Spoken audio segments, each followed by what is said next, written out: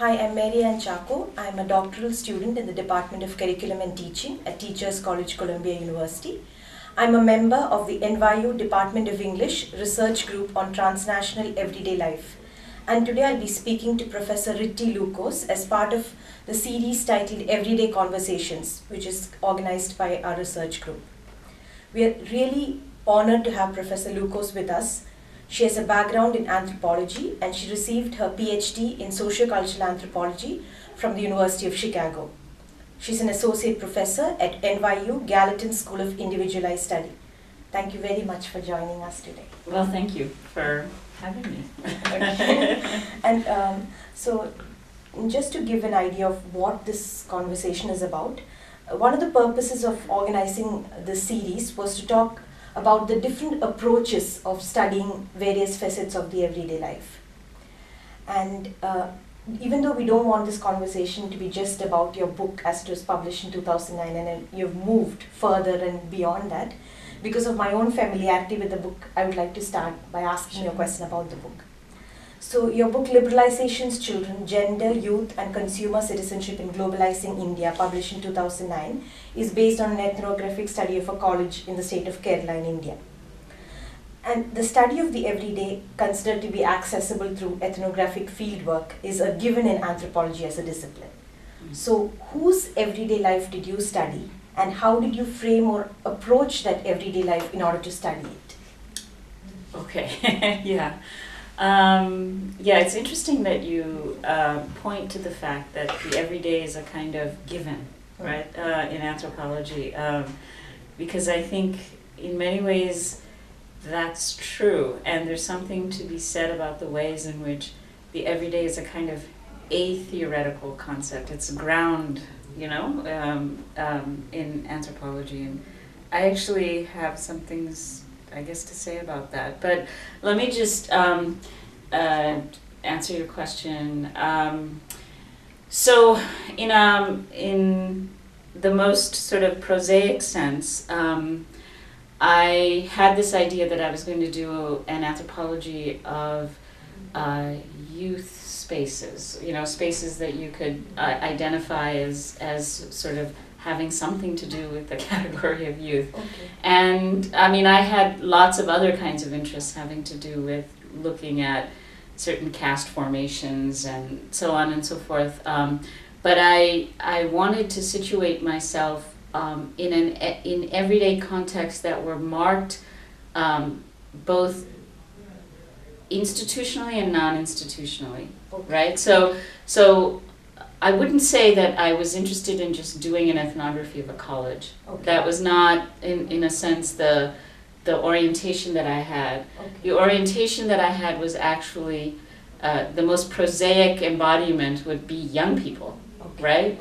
In kind of homosocial and heterosocial spaces. Okay. And so, and in that sense, I was very influenced by British cultural studies and all the debates about sort of youth cultural life and so on.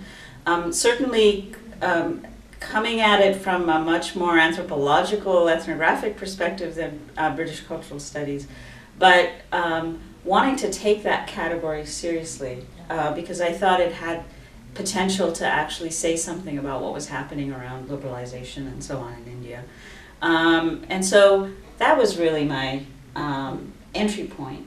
And of course, in a variety of ways, British cultural studies has taken institutional context seriously and not seriously, right? There's an unevenness to the ways in which British cultural studies thinks about institutions. Often, I think you can tell a kind of just so story about how British cultural studies turned to expressive culture, popular culture. The police and the state were sort of important theoretical entities, but the object of analysis was the body, the signifying systems, and so on and so forth.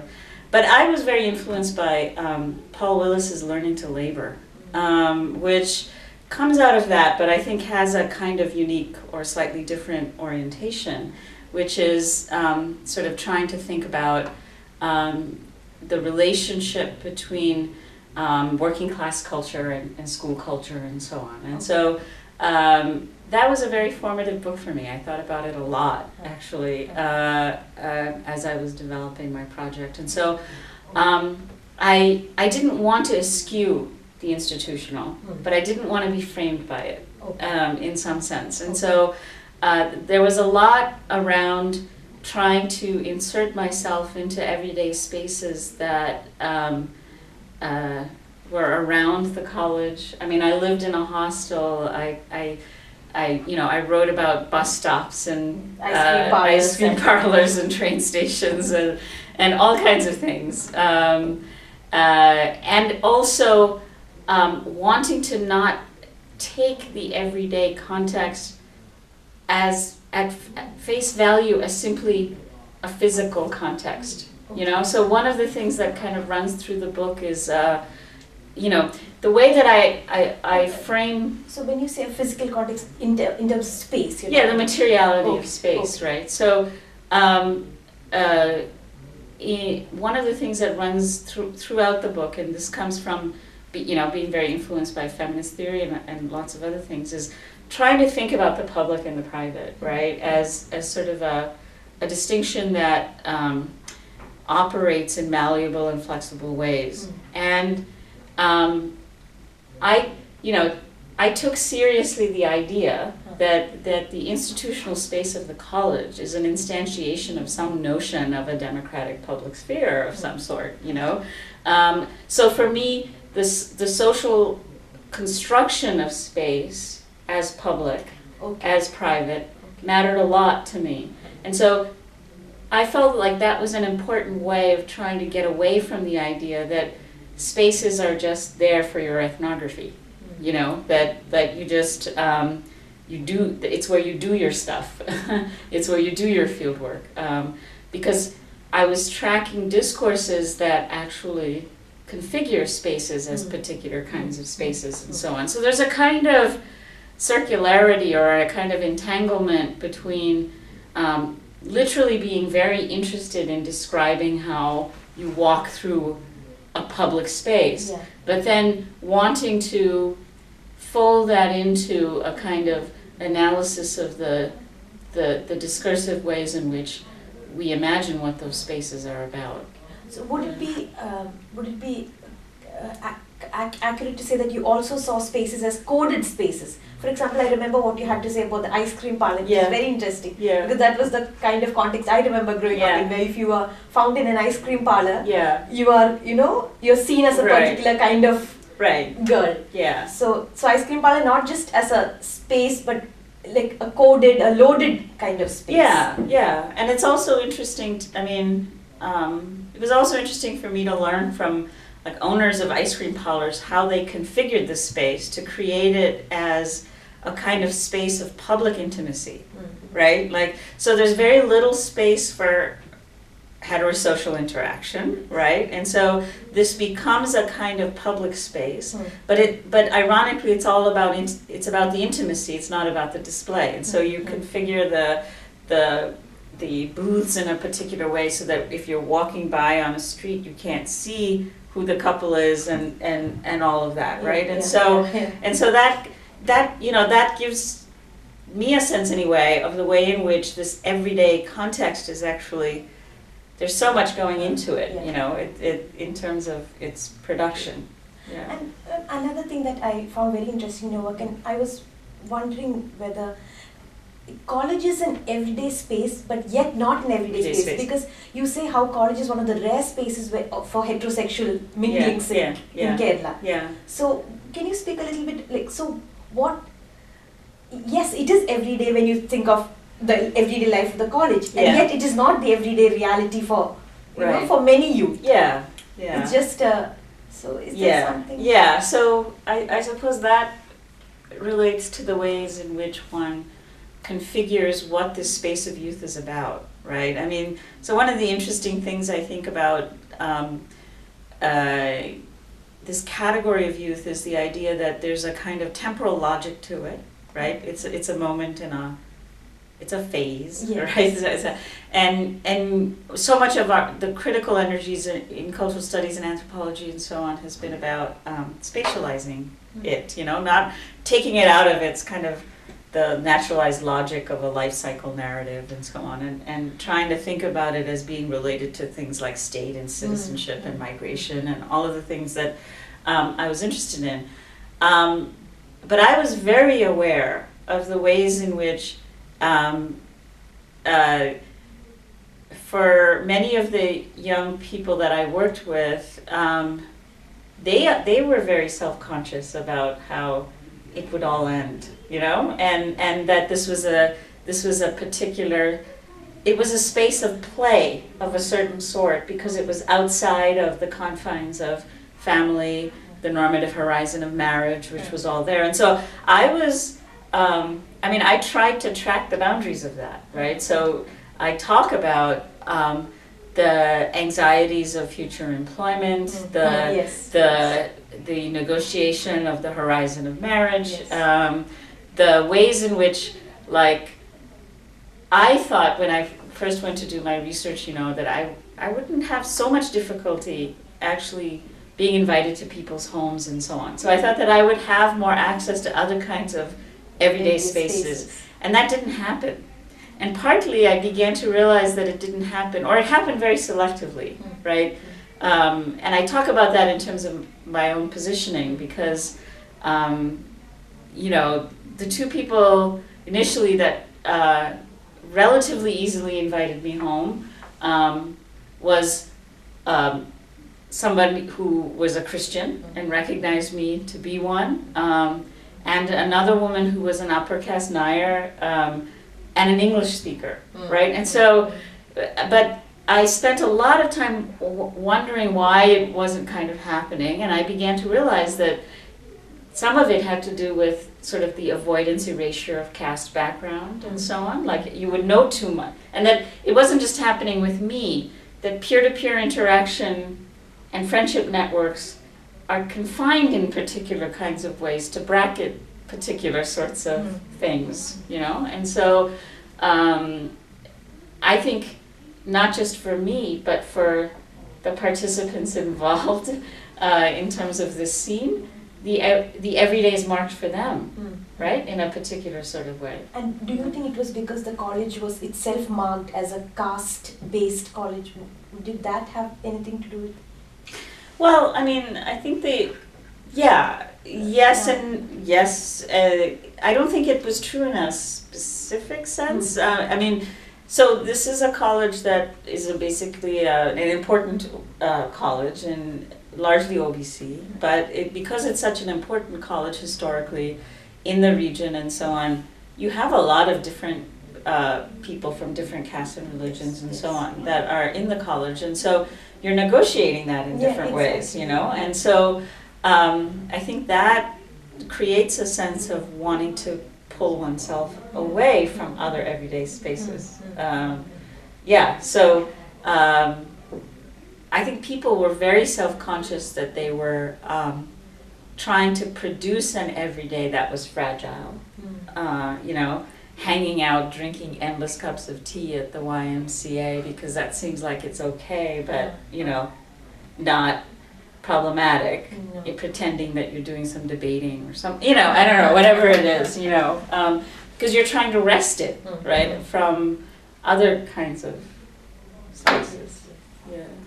I think we'll go on to the next question.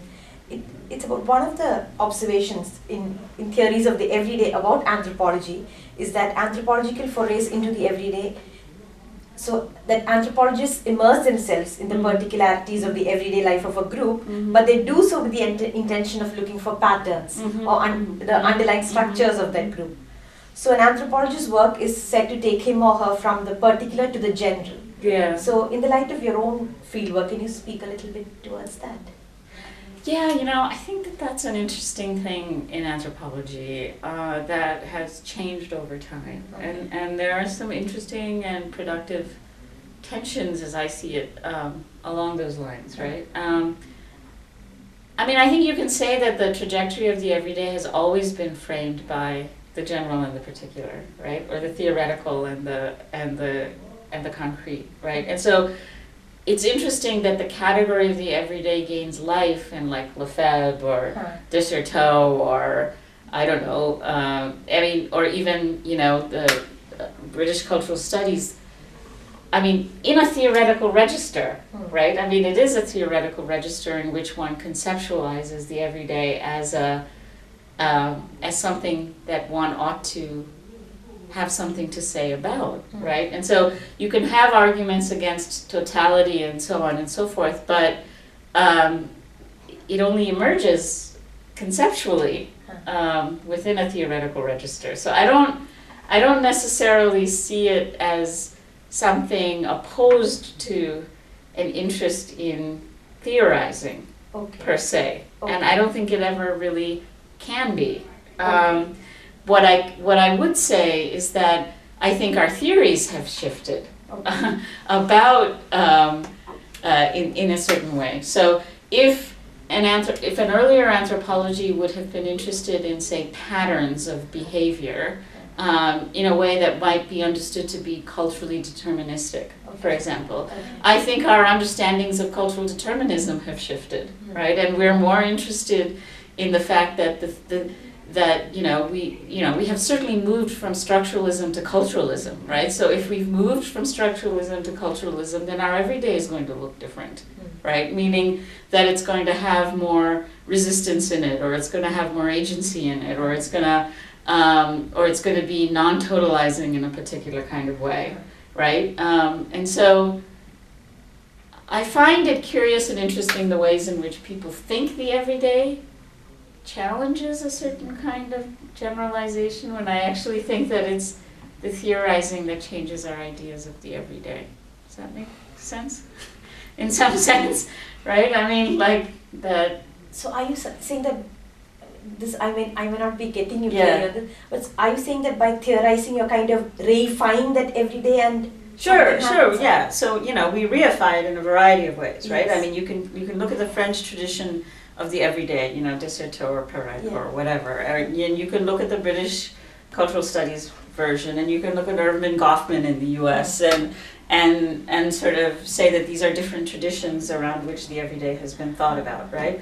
Well, the French tradition, I think, can arguably understood to be sort of the least, overdetermined by some kind of Marxist theory or whatever. But there's still, I think, an idea about wanting to render something against something else. Nothing the French do is atheoretical, right? And so there's this kind of there's the gesture of the everyday is a meaningful gesture, right? It is about saying something, right? And so that idea that the everyday is something that emerges as a zone that's specific to modernity, for example, right? That's part of all of this, right?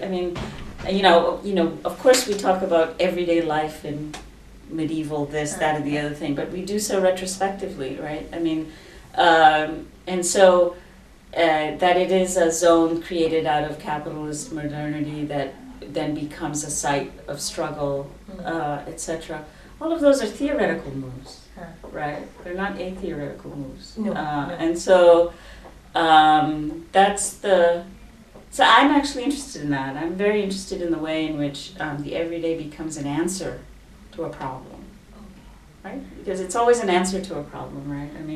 We go there because of something. But as you were speaking, I was saying, like, has there been, for anthropologists, like we said before, everyday has always been their field. Yeah. And then there are now these theories of, theories of the everyday. Yeah. So has there been a kind of a tussle between, like, this is our field, this has always been what we were looking at, and now, people are explicitly coming and theorizing about the everyday.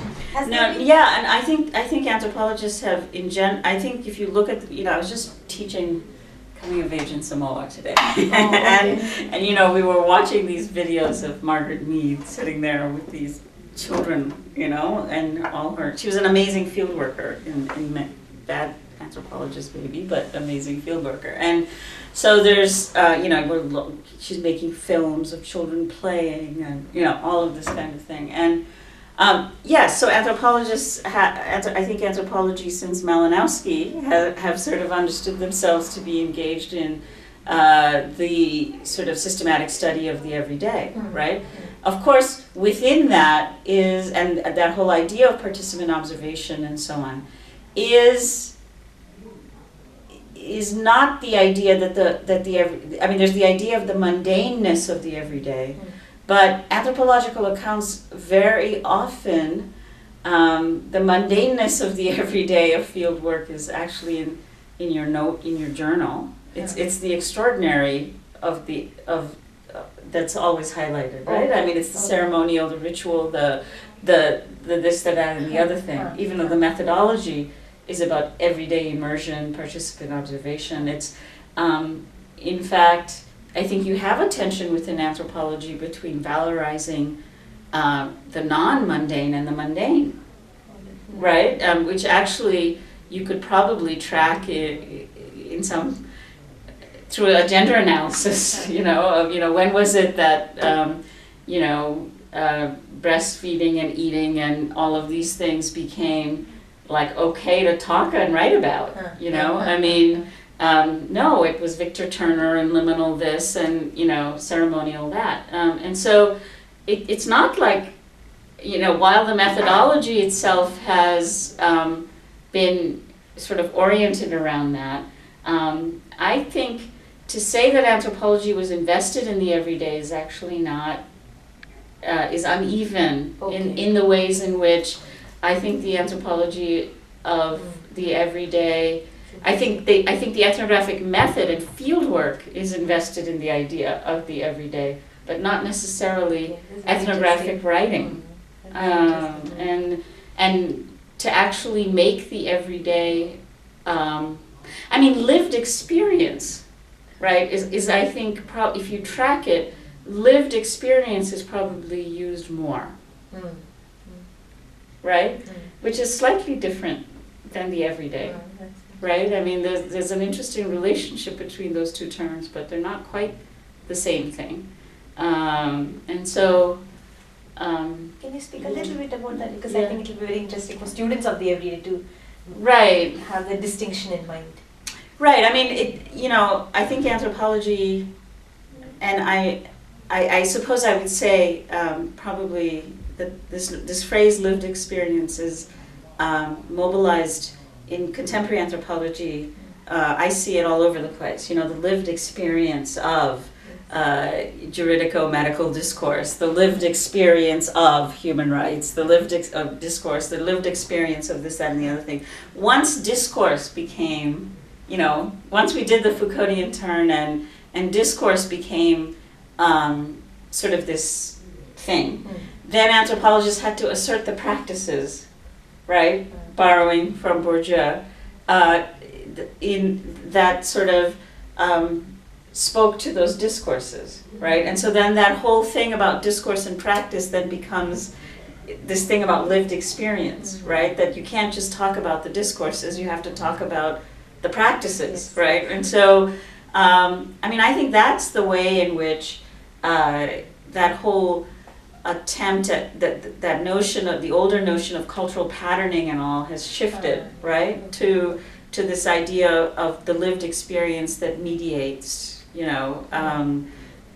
modern life in a variety of ways. And the scene of lived experience are often scenes of the everyday, right? It's the encounter, the conversation, the this, the that, and the other thing. The description of the banal encounter between the psychiatric patient and the psychiatrist in some office somewhere, right? But yeah, there's a self-evident way, I think, in which you can say that anthropology probably more so than some other disciplines has been, it's figure and ground for anthropology, the everyday, but there's a curious way in which it hasn't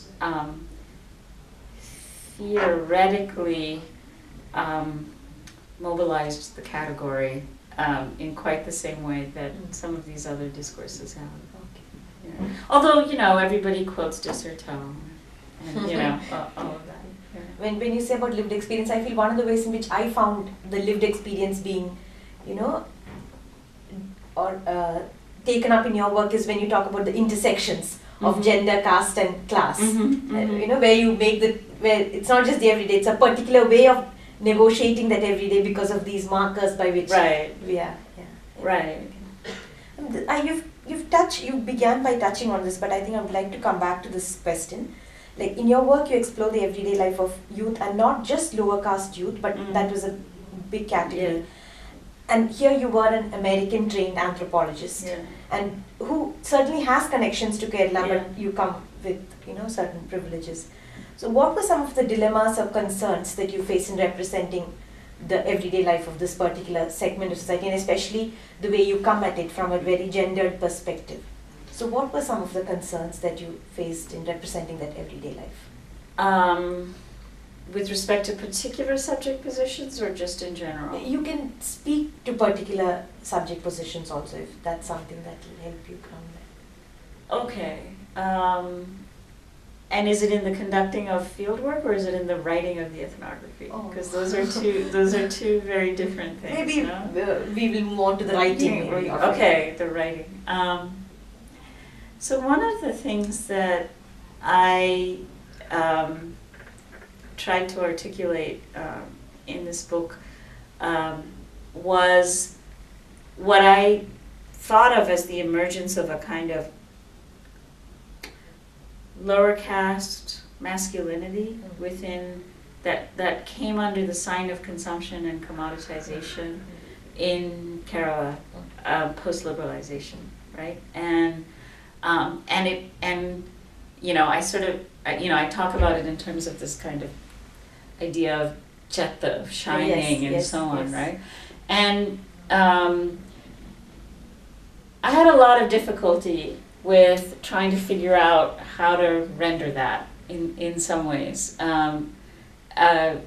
Because I was very self-conscious of the caste politics of the region and the structures of representation through which upper caste masculinity, lower caste masculinity, all of those things are either not represented at all or freighted in a variety of ways, right? So as an ethnographic account, right, how do I talk about the tensions between upper caste and lower caste masculinity, or the intensely tropic kinds of ways in which upper caste femininity and lower caste masculinity are related through each other, which is of course the subject of film and this and everything, right? And so there was a real tension for me between whether one is, it's that endless thing about whether one is reproducing stereotypes in one's ethnographic work or trying to unsettle them, etc., right? And I felt like it was important for me to try and lay out the social geography of sort of the masculinities, the class-infected masculinities and femininities that I was articulating, because I felt they were really pertinent to the scene. But I worried a lot about how my account would relate to dominant accounts and so on. And like this kind of masculinity, my portrayal of it was sort of unruly, extremely presentist, kind of rejecting the kind of, upper caste, politicized, progressive sort of figure within the Kerala context and so on. And also, there's the image of the Gulfin, there's all of those tropes. And so part of what I tried to do in articulating all of these different kinds of masculinities and femininities was to constantly move between the representations and the embodied sensibilities that I was trying to articulate, right? And so how do you produce an account of a structured social scene in which malleability is not fixed. I mean, in which the positions are not fixed. It's not like you are this. Yes. I was trying to show how people were performing these kinds of different personas and struggling against the limits and possibilities of them. True. And so, but that was a really deep worry for me. Yeah. And I remember in one of your interviews, it was published, like it's online, I was reading it, and you were saying how, and even in your book, you were saying how you wanted to move away from just identity. Yeah. And maybe that's one of the ways, Right. I don't know whether by connecting it to larger discourse of globalization and migration and to not just look at how this low caste youth, Right, no, I was very, very self-conscious about the fact that I didn't want to do an ethnography of a caste community. Mm-hmm. I mean, that was very important to me because and yet, partly, I mean, one of the major arguments of the book is that, globalization is transforming lives beyond the globalizing middle class, and that structures of aspiration in small towns and across caste and class are being transformed, and that we need to pay attention to that. And so in highly contested ways, I mean, partly the emergence of these different kinds of masculinities and so on is about a new kind of competition and contestation, that I don't think Kerala has seen in quite the same way in previous generations. And so, so it was very important for me to be able to render that in a fluid way that paid attention to the hierarchies and inequalities at stake. Yeah. I think we have almost closed. I just want to end with my last question. If you can touch upon some of the ways in which your more recent work has entered the field of the everyday. Yeah. So if I think about the book that I wrote, while I talk a lot about youth and so on, I really see that book as framed by being interested in the question of gender and globalization, and what is happening to the figurations of gender in the context of liberalization in India. And I'm much more interested now, less in gender and more specifically in feminism, and sort of the relationship in the scene of feminism in the US at the international level and in India around issues of internationalism, transnationalism, and so on. And so, so much more interested in movements, much more interested in activism, etc. And so I'm very interested in how we think about the relationship between the everyday and the political, actually. And one of the things that I think a lot about is sort of the ways in which anthropology understands itself to be political in terms of its accounts, that somehow there's something about our ethnographic accounts that are attempting to be political in some way. Like if we had, if in that moment, in that earlier moment, culture with a capital C was divorced from power, we now know that the cultural is always already the political, et cetera, et cetera. And so now, I spent a phrase that kind of runs through my book is the cultural politics of globalization, right? Like somehow that those things, you can put them side by side in a fairly easy way. And I think that movements and activism and so on force one to ask a question about how we anchor the political in different kinds of spaces, And so certainly the everyday is a very malleable category. You can take it can be about a living room, it can be about a rape court, a rape trial in a courtroom, it can be about an activist meeting in somebody's house. So in that sense, you can take it everywhere. But then the question becomes, I think, when analytically the everyday moves in these different ways, is it always already political?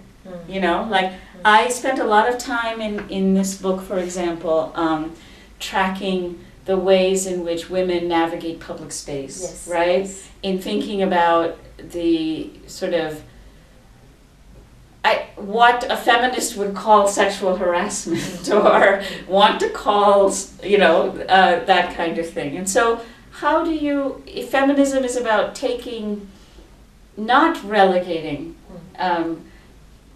sort of, if feminism is about taking things in the everyday and politicizing them in order to transform the everyday, we spend a lot of time ethnographically wanting to talk about the ambiguity of the everyday, the interstices of the everyday, the non-totalizing nature of the everyday, the way in which, you know, it folds all kinds of things into itself and so on, you know, and which doesn't easily make it possible to politicize it in another kind of way. And so that's where my head is right now. You know, I'm reading all this stuff about the Delhi rape case and thinking about the legal reforms, you know, are wanting to make stalking and voyeurism and so on